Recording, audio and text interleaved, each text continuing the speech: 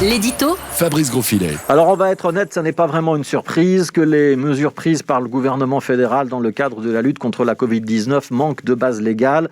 Ça a été dit, répété, démontré par de nombreux juristes ces derniers mois, les professeurs de droit constitutionnel, les associations de défense des droits de l'homme, les avocats, tous ceux qui s'intéressent à notre état de droit avaient sonné l'alarme avec des cartes blanches dans la presse, des interviews, l'intervention de certains députés à la Chambre.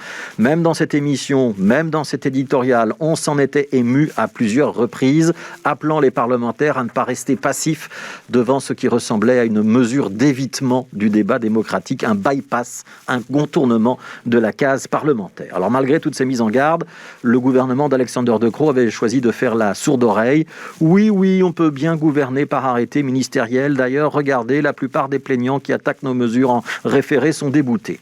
Le tribunal de première instance de Bruxelles a donc remis les pendules à l'heure hier.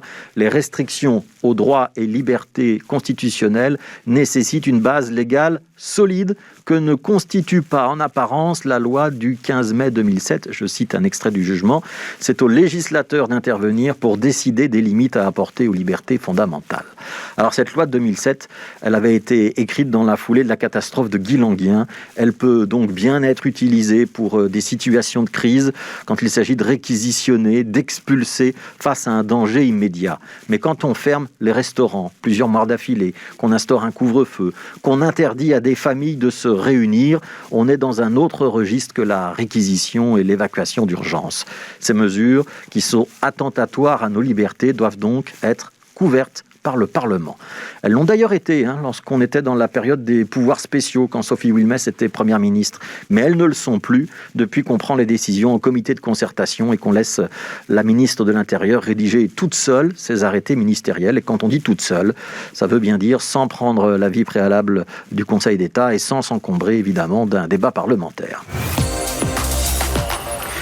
Alors bien sûr, ça ne veut pas dire que toutes ces mesures ne sont pas fondées. La réalité de la pandémie nécessite bien que l'on prenne ce genre de décision. Il suffit de regarder ce qui se passe en France, en Allemagne, en Grande-Bretagne, en Italie, etc. pour comprendre qu'une atteinte aux libertés est parfois nécessaire et même indispensable dans le cadre de la politique sanitaire. Toute la difficulté, c'est que ces mesures soient proportionnées, limitées dans le temps, clairement explicitées et motivées.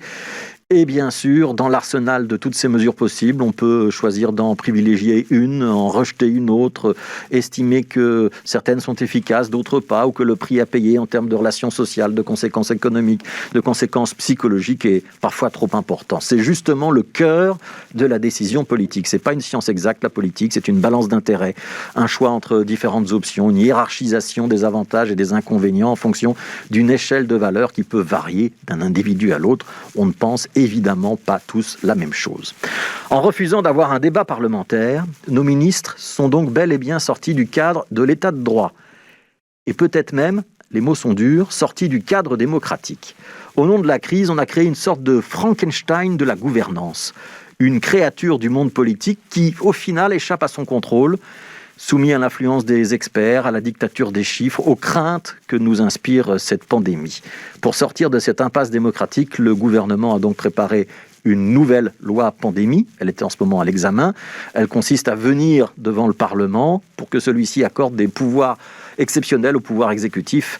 Ça veut dire qu'en cas d'urgence, donc, les ministres seraient libres d'agir dans toute une série de domaines qui vont du confinement à l'interdiction de circuler, en passant par la mise en place de banques de données spécifiques. Les parlementaires seraient bien consultés, mais après coup, une fois que l'urgence serait passée. Alors on va s'adresser une nouvelle fois à ces parlementaires et leur demander d'être attentifs, de se rappeler que leur pouvoir, c'est notre pouvoir que nous déléguons par le biais d'une élection. Que contrôler le gouvernement au nom des citoyens, c'est une tâche qu'ils ne peuvent pas abandonner sans risquer de perdre leur raison d'être. Et on va prendre une métaphore footballistique pour être bien compris.